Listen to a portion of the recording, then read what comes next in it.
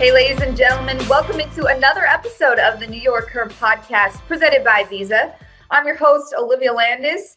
Very, very excited for this week's guest. And I know I say this every single week, but this week, a very old friend of mine, we went to college together back at Colorado State University. We were roommates. We were both in the same program at college when it came to broadcast. So I would now love to welcome in Abbie Parr, who is a freelance photographer and currently freelancing a lot with Getty Images. Abbie, so good to see you. Thank you so much for joining my podcast this week.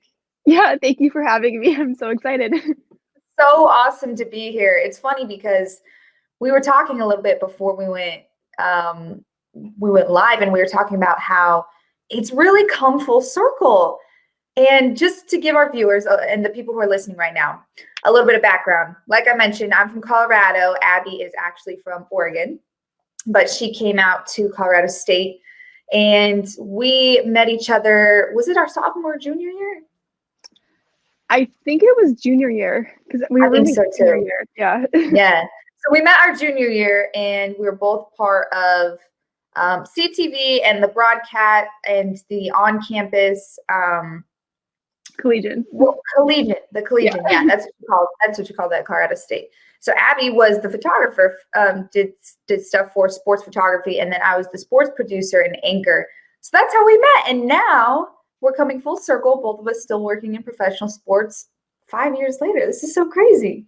I know. I still remember when you had me on your CTV show and you interviewed me with Carly about being a sports photographer at CSU, and it's funny, here we are a couple of years later doing it again. It's so crazy. So I want to hear a little bit more about your story. I mean, I know it, but I'd love the people listening to hear a little bit more about your story. So born and raised in Oregon, mm-hmm. and then for your first year, you went to college in Montana, right? Yeah. Yeah. And then you went out to Colorado State. And then after that, you were able to intern with Getty in New York City, correct? Yeah. Mm-hmm. So talk just a little bit about that. Let's first expand on your internship with Getty in New York City, which was your mm-hmm. first year out of college, and what that experience was like for you. It was truly like the most incredible experience ever. Something that I was really special to me about my internship was the amount of trust that Getty gave their interns.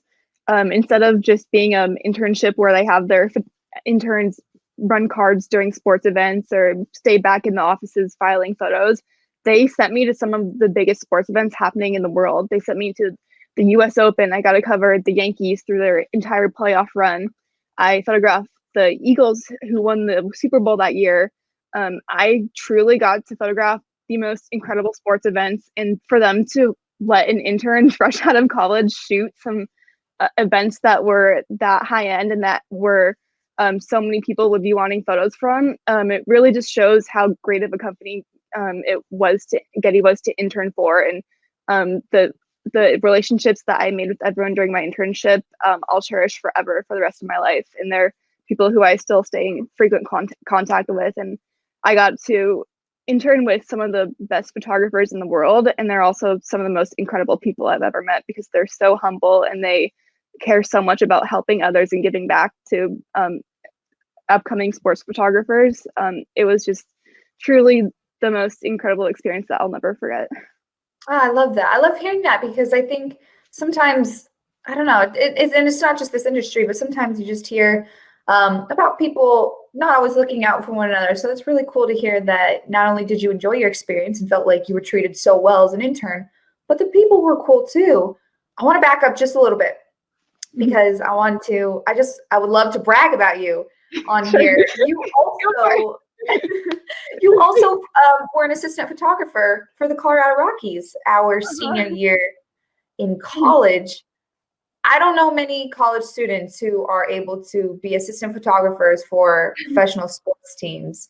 Mm-hmm. How did that opportunity set you up for that internship with Getty in New York City that you found yourself in after you graduated? Oh, that I wouldn't have gotten my internship if I didn't have that opportunity. My old boss, Matt Dirksen, he's still the team photographer. He's a great mentor of mine, someone I still stay in contact with every now and then.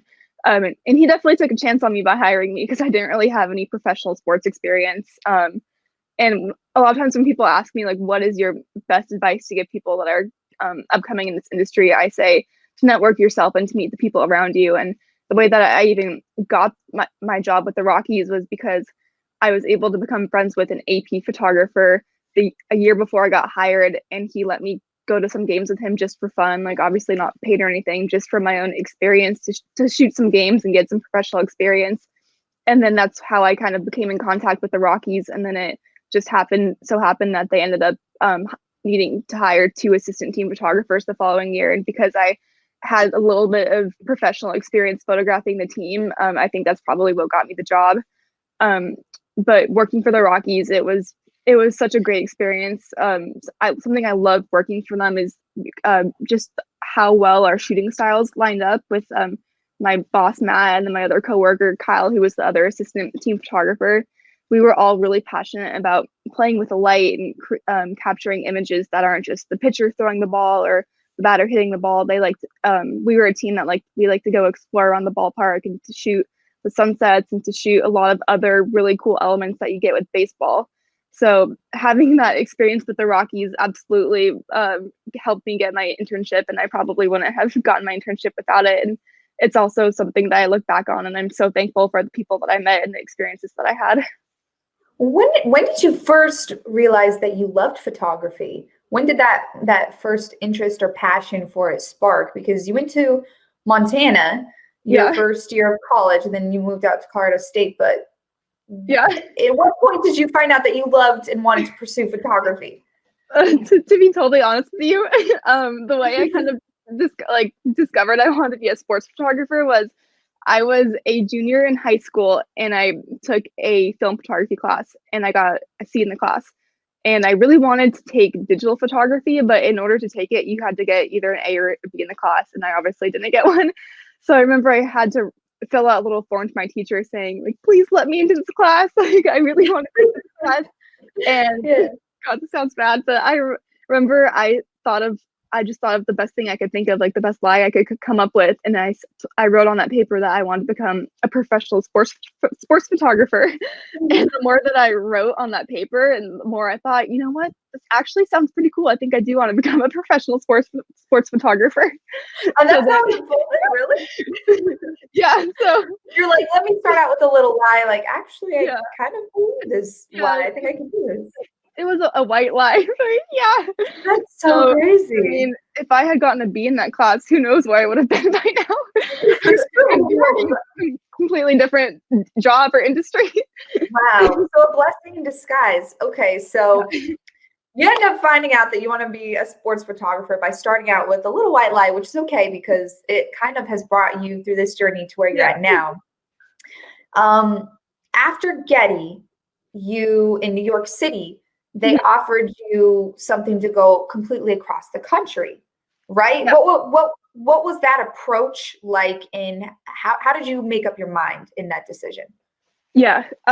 So I got pretty lucky, and my internship was originally supposed to be just 4 months, but I ended up getting my internship extended 4 more months. So I was in New York for about 8-9 months. And then right around then, when they were getting ready to start looking for their new intern that they have every year, I met down with one of my bosses, and I said, hey, look, I'll go wherever you need me to go, wherever you might need anyone. I know that there aren't like a whole lot of openings in this industry. So if there's anywhere that you think I might be able to be a good fit, or anywhere at all, I'll go wherever. And then they ended up suggesting Seattle, and it worked out really great for me because as you mentioned, I'm from Portland, Oregon, and Seattle's about 3.5 hours away from Portland. So it was really cool to be able to come back on the West Coast and be close to my family and to shoot a lot of the teams that I grew up watching, like the Trailblazers. My family is we're diehard Oregon Duck fans, so I got to shoot some Oregon Ducks. And it was really cool, and it worked out really well that it ended up being Seattle. So now that fast forward a few years, you've now been doing that for a few years now. What's been your favorite part about this adventure of moving across the country and then moving back, and now still being able to be a professional sports photographer? What's been some of the best parts? Honestly, kind of what I had just talked about, I think, with being able to photograph the teams that I grew up watching my whole life. and also like I had just touched on, my family were some of the biggest Oregon Duck fans you'll ever meet. And I grew up going to Duck games with my family and going to all their football games. And so I remember after my junior year when I did that little white lie, I remember going to Duck games and thinking, oh wow, it would be so cool to be on the field one day to actually be photographing this team. And then fast forward, 5-6 years later, I was able to get that opportunity. It was a really cool moment, and it's something that I really cherish, and I'll always remember how cool that was the first game, like looking for my parents in the stands and having them text me, oh, I see you. And that was really cool, and just being able to photograph the Trailblazers. Damian Lillard is one of my favorite athletes. He's amazing, and same with Russell Wilson. Just photographing the teams that I grew up watching, it's something really special, and I will never take it for granted. That's so cool.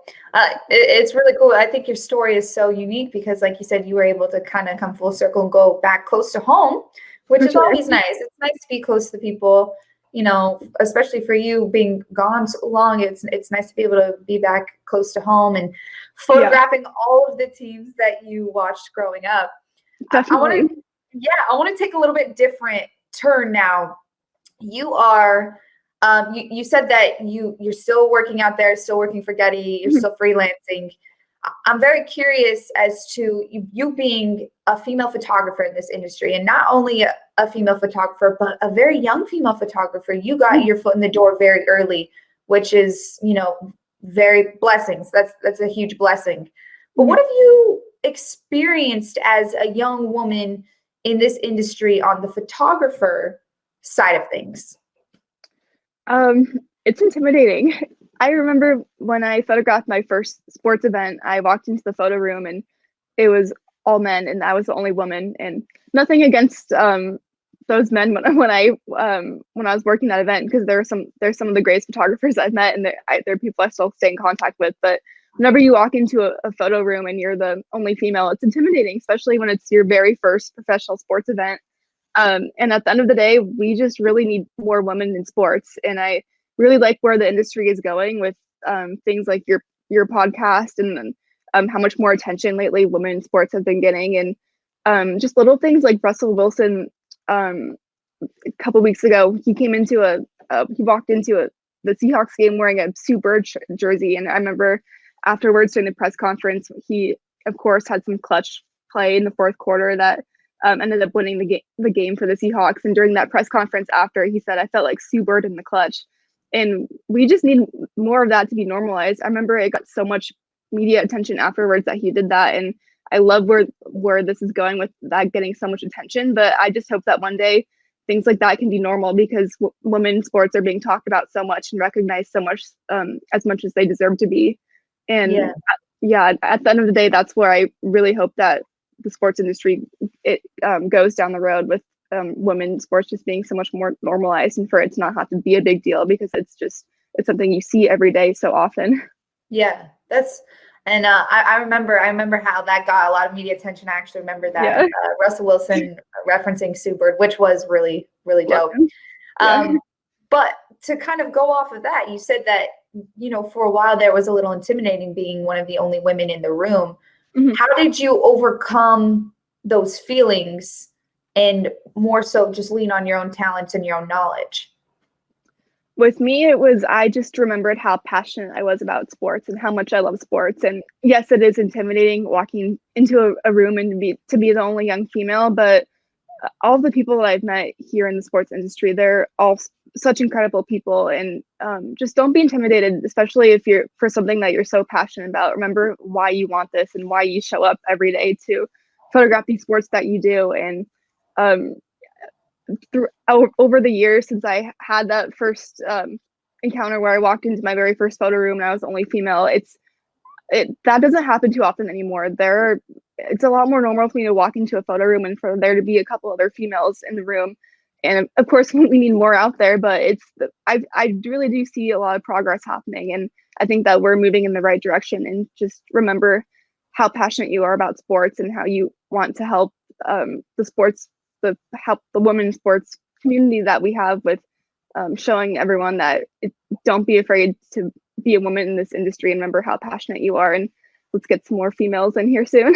Yeah, I love that though. That's incredible advice. I hope everyone listening is taking notes because it's really incredible advice. So you would say though that it's grown since even when you first started interning with the Rockies, you would say it's grown in the fact that you've seen more women be involved. Because I know for me, even in the past 4 years that I've worked in this industry professionally, I've also seen it grown a lot. You've seen a lot more women on the sidelines than I would say maybe in the past. Absolutely, yeah. Just over the few years that, since that first time that I walked into the room, it is a lot more normal for there to be 2-3 other females in the room also photographing sports. And even with baseball, where there's only about 4 photographers at a game, that usually it's me and there's at least one other, and it's awesome.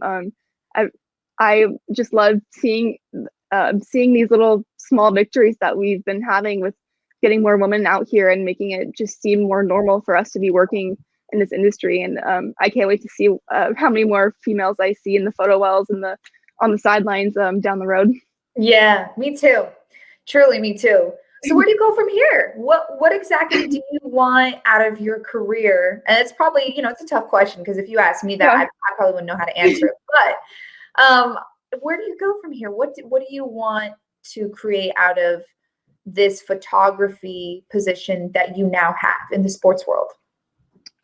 I want to just travel a ton, and I want to shoot the Olympics and the Wimbledon and the Super Bowl, and I want to shoot some of the biggest sports events happening in the world. And I've photographed some really incredible sports and some really cool moments in my lifetime, and I just want to keep feeding off of that and to keep photographing even bigger sports and even cooler games such as the Super Bowl. And like I mentioned, the Olympics.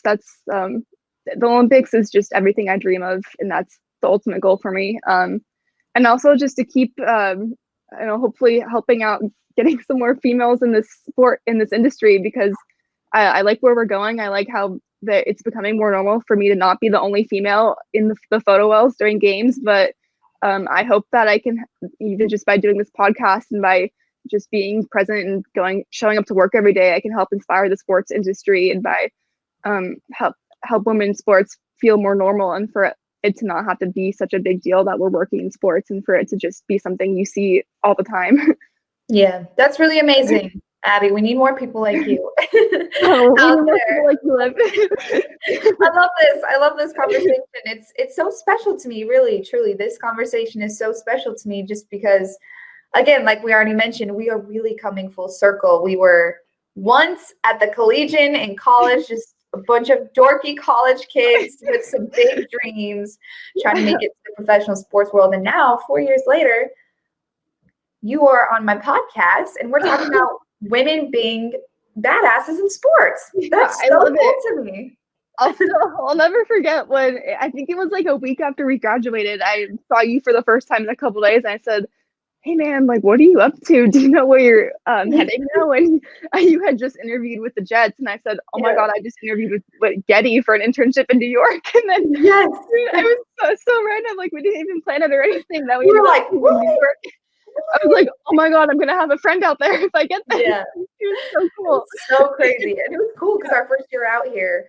I'm sure people listening can probably just hear how excited we are in our conversation. But yeah, in our first year out here, we had each other, which was so cool. So much fun.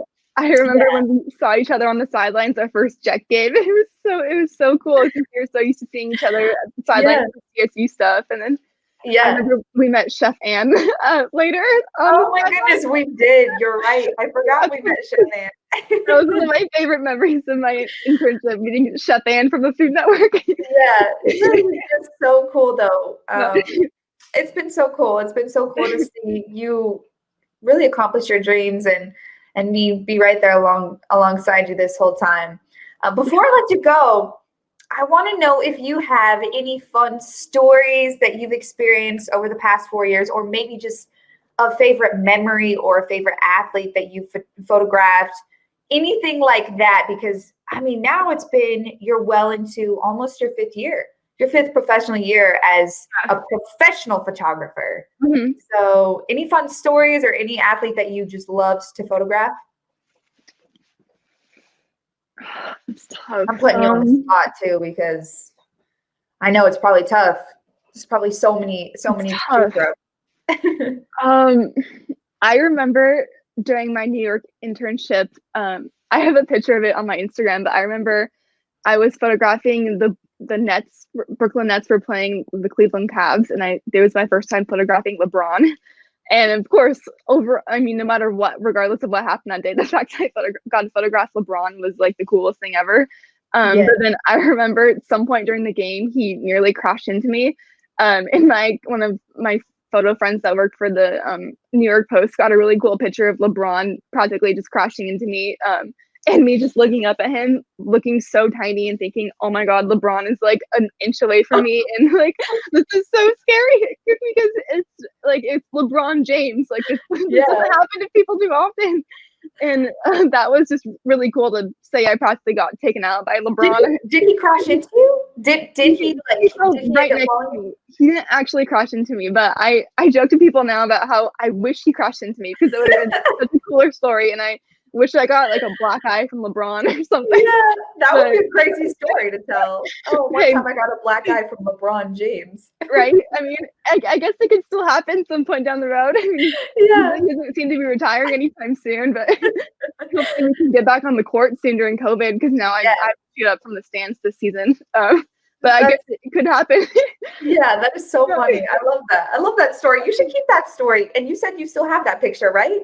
I do, yeah, on my Instagram, and it was my Facebook profile picture for the longest time. That's so funny. Well, I love it.